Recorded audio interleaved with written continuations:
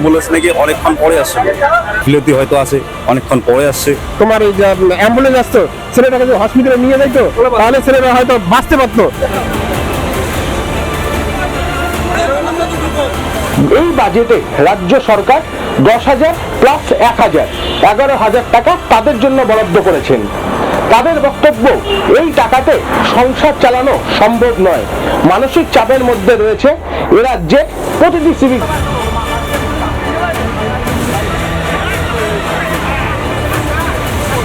আর আমরা চাপে চাপে এইভাবে শেষ হয়ে যাচ্ছি, এক এক ভাবে সহকর্মীকে হারাচ্ছি। আজকে ছেলেটা কত বুকে যন্ত্রণায় মারা গেল। আজকে আমি বাড়িতে কি খরচা পাঠাবো, বাড়িতে কি খাচ্ছে, বাড়িতে কি হচ্ছে, মানে ভাবতে পারছি না।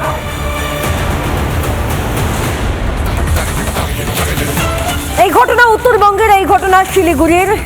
যিনি সিভিক ভলেন্টিয়ার ছিলেন, তার 6 দিনের ট্রেনিং ছিল, আরো অনেকের সঙ্গে 6 দিনের ট্রেনিং ছিল। তিনি মাথাভাঙা থানায় কর্মরতও ছিলেন।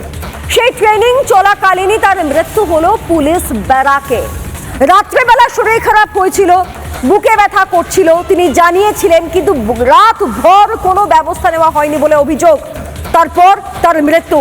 স্বাভাবিকভাবেই সিভিকের মৃত্যুতে বিক্ষোভ, পুলিশ ক্যাম্পে বিশাল বিক্ষোভ। মৃত্যু একজন সিভিক ভলেন্টিয়ারের, ট্রেনিংরত অবস্থায় পুলিশ ব্যারাকে এই ঘটনা ঘটেছে। একটু নজর দেওয়ার প্রয়োজন বোধ করেননি বাকি আধিকারিকরা?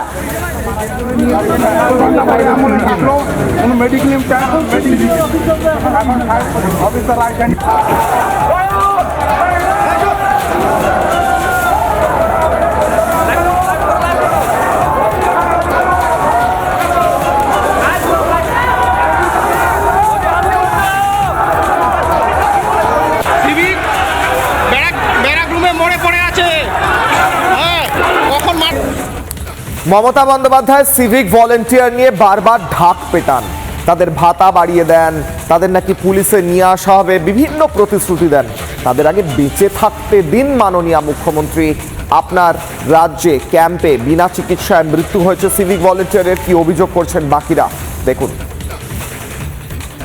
কিভাবে চলবে, তাদের সংসার চলাবে, মাত্র তারা 10,000 টাকা পায়, শুধু 1,000 টাকা তাদের বাড়িয়েছে। নর্থ বেঙ্গল আজ হিসেবে আসুন, আমাদের কথা শুনুন, পরিস্থিতি দেখুন। 13 বছর থেকে আমাদেরকে নিয়ে সিনেমিনি খেলা হচ্ছে সরকারের। সবাই আমরা এবার মারা যাচ্ছে। ট্রেনিং সেন্টারে আমাদের কোনো মেডিকেল টিম নাই, কোনো একটা অ্যাম্বুলেন্স নাই, সুযোগ সুবিধা নাই, ভালো খাবার দেওয়া হচ্ছে না, সবাই মাথার চাপে মারা যাইতেছে। আমাদের খুব অবস্থা খারাপ, আমাদের সব গভর্নমেন্ট দেখতেছে না, আমাদের খুবই অবস্থা খারাপ। দিন দিন অবস্থা আমাদের শেষ হয়ে যাচ্ছে, মানসিক চাপ। ওরা খুবই অখুশি, এটা আমাদের কোনো লাভ হবে না। এই ভাতাতে আমাদের কিছু হবে না। আমরা এই সামান্য বেতনে খুবই কষ্ট হচ্ছে এই কাজ করতে। ন্যূনতম বেতন, তার মধ্যে সংসার চলে না। ট্রেনিং, আমি 1,000 টাকা ধার নিয়ে এখানে আসছি, এসেই এখানে আমি 810 টাকা দিছি খাওয়ার জন্য। বাড়িতে আমার কোনো দেখার মতো ইসে নেই। 75 বছর আমার বাবার বয়স, বাড়িতে আমার 2টো বাচ্চা, বউ, বাবা মা, কি করে চলবে আমার?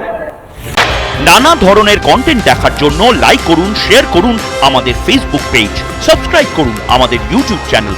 পাশাপাশি অন্যান্য ব্রেকিং নিউজের জন্য অবশ্যই চোখ রাখুন রিপাবলিক বাংলায়।